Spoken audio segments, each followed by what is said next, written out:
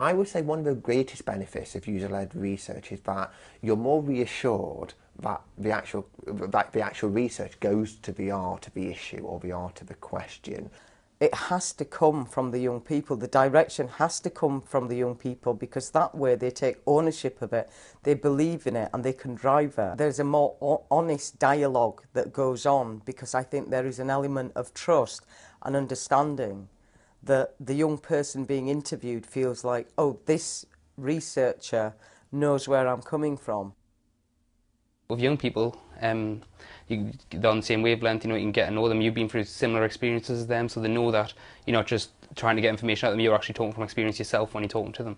So that, they'll tell you their experiences because they feel more comfortable. I think the key to the way we work with young people is that it's about starting at the young person's point of view. We play a lot of games, we use a lot of youth work techniques. For example, in the first session, when I had about 13 young people, we get them to draw a picture of their life. So they begin to know each other. There were certain themes that we did, and it was absolutely silent in the room when they were writing, and it was like, and there were tears in their eyes, and you'd not be human if you couldn't be moved by what some of the young people had been saying to us, and then having to analyse that. They just need the support and the guidance of a support worker. And that support worker, even in youth-led research, also needs to be there as a support, as a sounding board, but also not scared to take the lead at times. Because at some time in this research project, demands on the young people, or not having knowledge of the terrain, what's immediately in front of them, causes them to panic. And that is really where the support worker steps in and shoulders the burden, which then can be relinquished at a later time back onto the young people. But this can all be negotiated up front. There's about 3 significant challenges what I can identify. One is organisations what are really stuck in their way of working. One way of working, and that translates into using only one way of doing research, whether that's just doing interviews, action research, or doing focus groups. And that's a kind of a cardinal sin. You don't select your method before you've identified your question. The second one is resourcing. The under-resourcing, the fact that most research groups have the support of maybe one, and if they're lucky, 1.5 support workers. But that 1.5 support workers is meant to be there in the evenings, weekends. The third major challenge would be the nature, the fluidity of young people in research groups. The fact that young people need to be challenged, they need to be stretching themselves when they actually enter doing research, but they won't always have the time to commit to a research project. And young people's interest may wane. So you have to look at research and the process creatively, looking at who's got the skills and when it is really necessary for them to actually be pitching into the research process.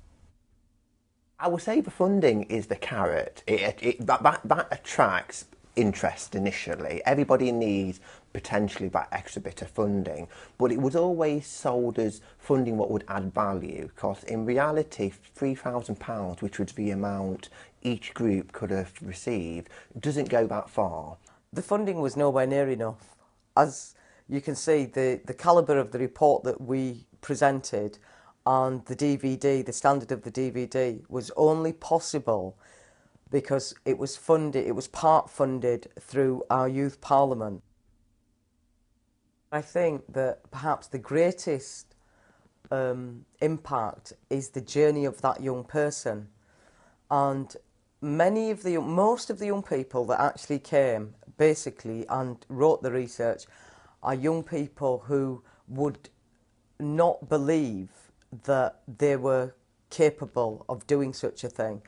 They've attended conferences and run workshops, and they've done lots and lots of things since they've completed the report to sell it, if you like, and lobby for change. The fostering and adoption unit was given an extra worker. And I think that's huge. We've also set up the Care Council now in Bradford, who are taking on some of the roles of we need mentors. The 2 young people that are left in Glue have joined the Care Council, and that is going to be the body that works alongside the Youth Parliament to lobby for some of the change. I work with young people what caught the researcher bug, and so they was able to do their piece of research. They got their recommendations, they've got their changes in some cases, but they still got the bug to do research because they see the power in gathering evidence. We had fun at the same time as working really hard, and it was a fantastic outcome, and it's not finished. Our work now has been took to Australia, and is getting published in a journal in Australia. So we're going international, we're getting somewhere. I think your best advice for anyone doing the research project is stick with it, because it can seem very boring at the beginning, and like you're going nowhere at the very beginning, because it's all just planning and deciding what you're going to do and how you're going to do it, and that does take about the first half of the project, and it can seem long and boring and like you're not doing anything. But that the second half, when you do it all, you get the interviews done, you get the questions, that'll pass straight away. You'll enjoy it, and it'll just seem to fly by, and it is brilliant afterwards. You feel better, you know that you've been listened to. Especially, I mean, with our project, we presented it to the decision makers and everything in the local area and decision makers on a national level, so we really felt well listened to, and we're getting positive results out of it.